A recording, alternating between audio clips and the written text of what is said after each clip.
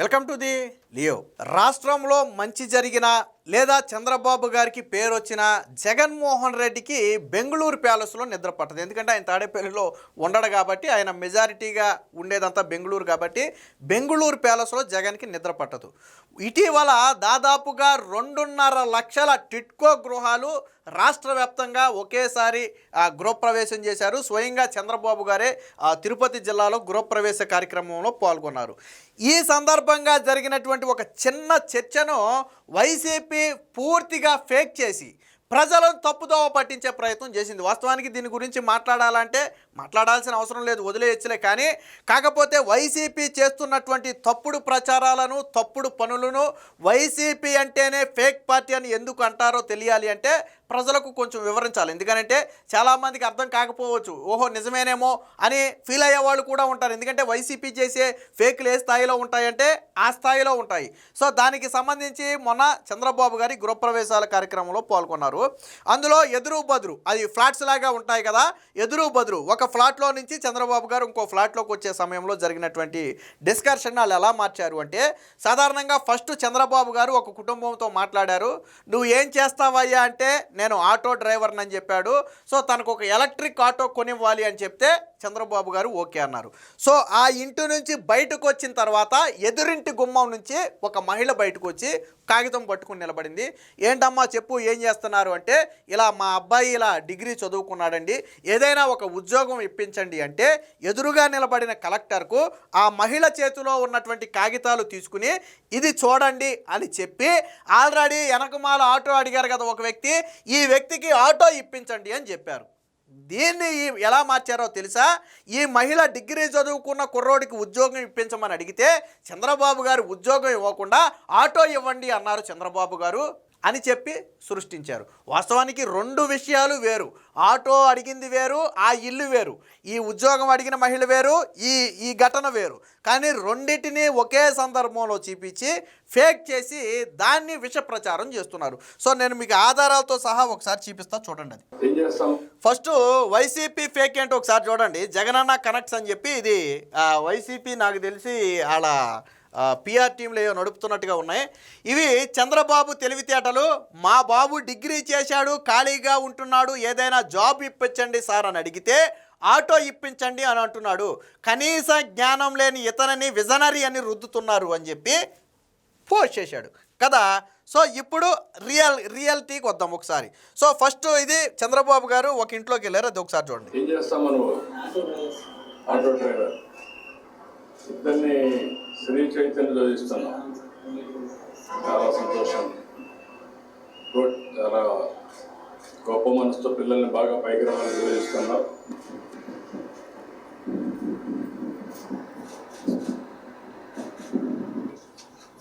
So అయిపోయింది కదా. అదే ఫస్ట్ సంఘటన. ఇదిగో మీకు ఇక్కడ 2 గుమ్మాలు చూపిస్తా చూడండి. చంద్రబాబు గారు ఇంట్లోకి వెళ్ళి వచ్చింది ఈ ఇంట్లో నుంచి. ఈ నిలబడిన మహిళ ఇల్లు ఇది, అంటే ఎదురు బదురు గుమ్మాలు ఇవి. సో చంద్రబాబు గారు ఆ ఇంట్లో మాట్లాడి బయటకు వచ్చారు. సో ఇక్కడ ఈ మహిళ నిలబడింది.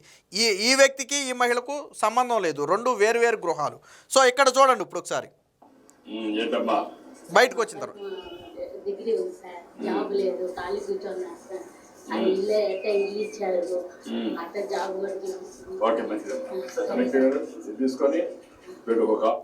విన్నారు కదా, ఈ అమ్మాయి ఏమని అడిగిందంటే, మా అబ్బాయి డిగ్రీ చదివి ఖాళీగా ఉన్నాడు, ఇల్లు ఇచ్చారు, అలాగే మా అబ్బాయికి ఒక జాబ్ ఇవ్వండి అంటే ఆ చేతిలో పత్రాలు చంద్రబాబు గారు తీసుకుని ఎదురుగుండా ఉన్న కలెక్టర్కి ఇచ్చారు. ఒకసారి చూడండి.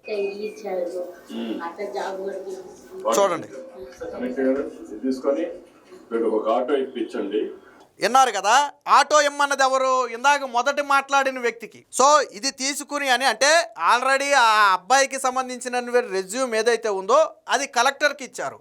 కానీ కలెక్టర్కి ఆ వ్యక్తికి జాబ్ ఇవ్వండి ఇవ్వద్దు అనే విషయం ఏమీ చెప్పలా. కలెక్టర్ గారు ఇది చూడండి, ఇది తీసుకోండి అని చెప్పి ఇచ్చారు. ఇచ్చిన తర్వాత ఆటో ఇమ్మని మాత్రం ఎవరికి చెప్పారు అంటే, మొదట నేను ఆటో డ్రైవర్ని, నా 2 కూతుర్ని నేను శ్రీ చైతన్యలో చదివించుకుంటున్నానని మాట్లాడిన వ్యక్తి, ఈ వ్యక్తి ఎవరైతే ఉన్నారో సో ఆ వ్యక్తికి ఇచ్చారు. ఈ వ్యక్తి భార్య పిల్లలు వీళ్ళు. ఇందాక మాట్లాడిన మహిళ వేరు, ఎదురుగుండా ఉన్నటువంటి మహిళ. మీరు మరొకసారి వెనక నుంచి చూడండి, ఒకసారి వినండి, ఒకసారి చూడండి. వీడికి ఒక ఆటో ఇప్పించండి. ఇది తీసుకుని అని ఆ మహిళకి చూపించలా, వీళ్ళకి ఆటో. ఇప్పుడు ఒక చిన్న లాజిక్, ఇప్పుడు ఈ మహిళకే లేదా ఈ మహిళ కుమారుడికి ఆటో ఇప్పించాలి అంటే చంద్రబాబు గారు ఆటో ఇప్పించమని వెనక్కి ఉన్న వ్యక్తిని ఎందుకు చూపిస్తారు? ఈ మహిళకు కదా చెప్పాలి, ఈ మహిళకు కదా చెప్పాలి. ఈ వైసీపీ చేసింది ఏంటంటే ఈ ముందు ఆటో డ్రైవర్ చెప్పలా, ఇది చూపించలా, ఇది చెప్పట్లా.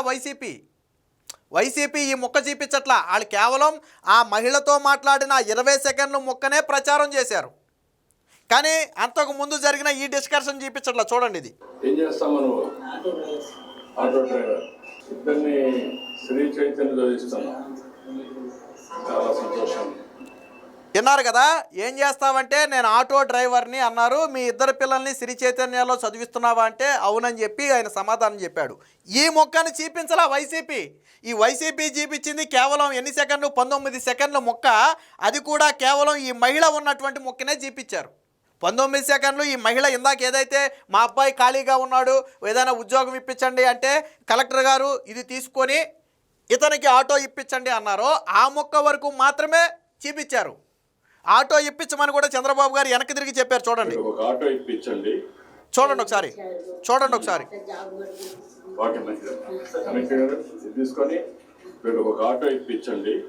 సో పూర్తిగా వెనక్కి తిరిగి వీళ్ళకి ఒక ఆటో ఇప్పించండి అని చెప్పారు. వాస్తవానికి దీని గురించి ఇంత ఎక్స్ప్లెయిన్ చేయాలా అంటే అర్థం కాని వాళ్ళు ఎవరైనా ఉన్నారేమోనని మనం ఎక్స్ప్లెయిన్ చేయటమే. అంటే ఇక్కడ మనం చెప్పాలి అనుకున్నది ఏంటంటే వైసీపీ నీచమైన బ్రతుకు. వైసీపీ నీచమైన బ్రతుకు.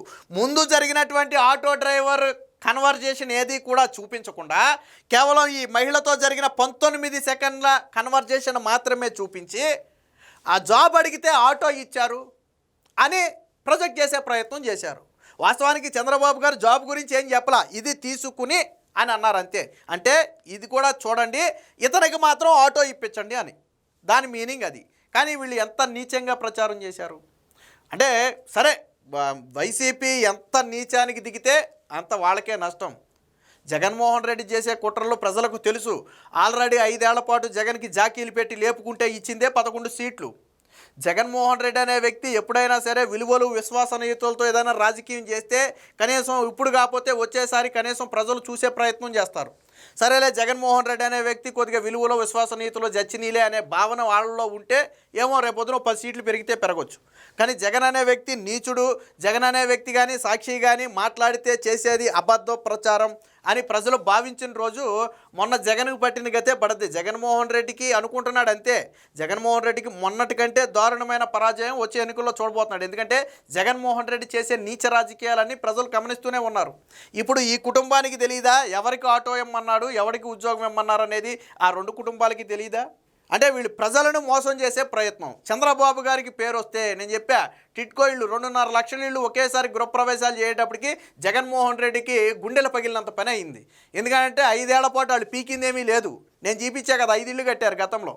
కాబట్టి ఇప్పటికైనా వైసీపీ కానీ జగన్మోహన్ రెడ్డి కానీ ఇలాంటి నీచ రాజకీయాలు మానుకుని ప్రజలకు ఉపయోగపడేవి ఏవైనా ఉంటే చెప్పండి, లేదా నిజంగా ప్రజల కష్టాలు ఏవైనా ఉంటే ప్రభుత్వం దృష్టికి తీసుకురండి, తప్పులేదు. ఒక ప్రతిపక్ష హోదా లేకపోయినా ఆ బాధ్యత మీ మీద ఉంది.